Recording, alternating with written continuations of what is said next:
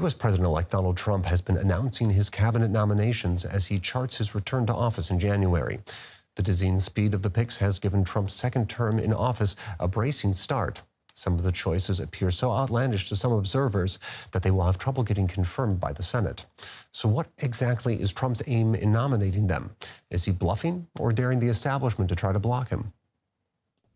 The nominees for the top jobs in President-elect Donald Trump's administration, from hardline conservatives to fringe figures with little to no experience.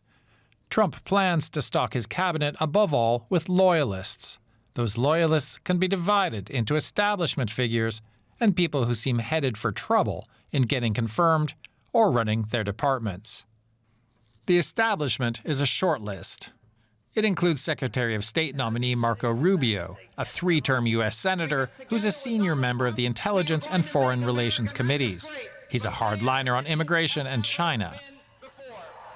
UN Ambassador nominee Elise Stefanik is a congresswoman who serves on the Intelligence and Armed Services Committees. Rubio's and Stefanik's nominations haven't attracted much attention. So much for the establishment. Controversial nominees have been receiving lots of attention. Health Secretary nominee Robert F. Kennedy Jr. has condemned COVID vaccines and promoted unproven and sometimes dangerous medical treatments. Pete Hegseth, the Defense Secretary nominee, is a TV presenter mired in sex scandals. And Tulsi Gabbard, nominee for Director of National Intelligence, has been accused of spreading pro-Russian propaganda and has never held an intelligence post. All three share a lack of experience and have shocked the establishment. The nominees have publicly endorsed Trump's America First policy views. They're suspicious of alliances like NATO and favor the U.S. withdrawing from the international order it helped create. Many, including Tom Homan, the nominee for border security, are linked to Project 2025, a guidebook to remake the federal government into a stronghold of conservative power that would allow the president to do as he likes. Attorney General nominee Pam Bondi, the former Attorney General of Florida, has taken Trump's side in legal battles before and would be expected to shut down federal legal cases against him.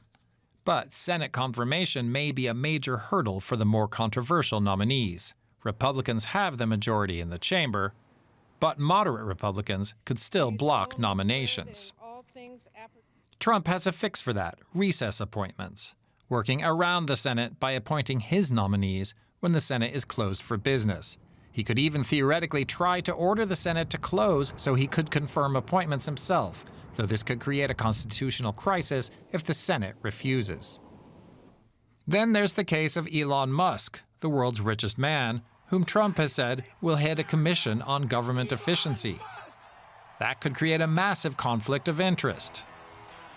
Companies that Musk owns, like SpaceX, already do billions of dollars of business with the federal government.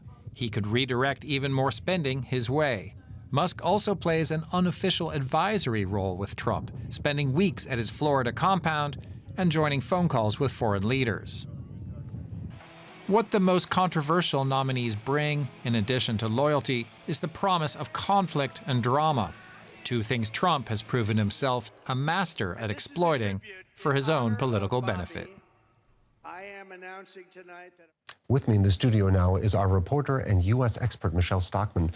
So, Secretary of State nominee Marco Rubio is likely to reshape American foreign policy moving forward. What exactly can you tell us about his views on conflicts like in Ukraine or in the Mideast more broader? So first of all, it's important to know that Marco Rubio is seen as one of the Republican establishment. His nomination is seen as something that's very solid. He has lots of experience, having served on the Senate Foreign Relations and Intelligence Committee. He has said that he wants a muscular, America First foreign policy that stays away from idealistic fantasies. So when we're talking about Israel, he's very pro-Israel. He has strongly supported Israel's right to defend itself and its offensives against Hamas in Gaza Gaza and against Hezbollah in Lebanon. About a month after the conflict started in Gaza, he was asked if he supported a ceasefire. He said no. He was asked to comment on the civilian casualties. He actually blamed Hamas for those casualties, although he did extend his sympathies. So it'll be interesting to see what he does going forward, if he's going to push for a ceasefire, as Trump kind of promised many American Arab voters in the election. It remains to be seen how hard he's going to push for that. Now, as you mentioned there, Marco Rubio is one of the more establishment nominees, but the Senate could also reject some of the more controversial candidates. Where do you expect some of the pushback? Yeah, some of the nominees that are proving controversial include Tulsi Gabbard, who has been nominated to be the Director of National Intelligence. She's a former Democratic congresswoman who is also a military veteran. She's been very critical of Democratic policy, like not supporting American involvement in foreign conflicts.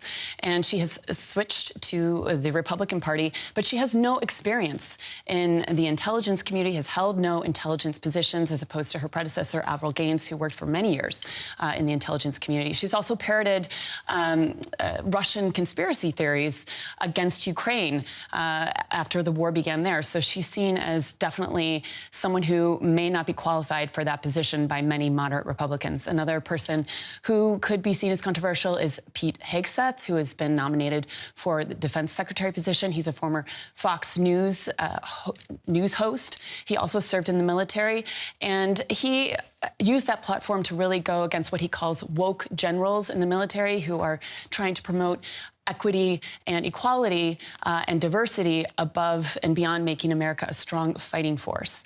So he's also facing allegations of rape that were investigated, although he was never charged for it, and he denies it. What exactly do these controversial nominees for cabinet positions tell us about Trump's priorities moving into his second term? So if these nominees that he has all put forward are confirmed, he definitely wants them to pursue an America first and a Trump first agenda. So those can be broadly split out into three different categories. So first of all, he wants someone who will enact his revenge agenda against the Justice Department, perhaps inside the military, to people who obstructed his agenda in his first term. Then he's also got someone like Scott Bessent, who he's nominated for the Treasury Secretary, who he wants to calm the markets, who's seen as a responsible hand who might be able to steer some of Trump's policy agenda items like tariffs against China in a responsible manner. And then finally, we've got the third group that wants to cut costs. People like Elon Musk or Vivek Ramaswamy, who have been appointed to this Department of Government Efficiency, who want to cut up to $2 trillion from the federal budget. And these are some of the campaign promises that Trump made, and he'll try and get those through, no matter what. If he has to try and get it through with a recess appointment or get it through the Senate, that's what he's looking for. Well, one thing's clear, it does seem that America is changing courses. That was DW reporter Michelle Stockman. Thank you very much for your insights. You're welcome.